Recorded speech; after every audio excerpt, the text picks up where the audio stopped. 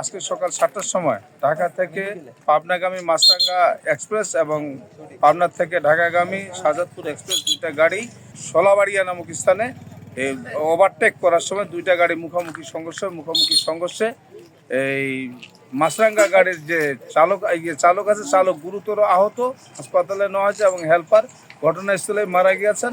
Shahzadpur ট্রাভেলসের driver আটকে ছিল এবং সেও মারা গিয়েছেন এবং ড্রাইভার হেল্পার এবং ড্রাইভার দুজন মারা গেছে। টোটাল আমাদের দুজন মারা গেছে এবং অসংখ্য বলতে 7-8 জন যাত্রী হয়তো বা গুরুতর আহত আছে। এদেরকে চিকিৎসার জন্য হাসপাতালে পাঠানো হয়েছে, পাবনা হাসপাতালে পাঠানো হয়েছে। এখন মোটামুটি রাস্তা যান চলাচলের জন্য একটু স্বাভাবিক করা হয়েছে।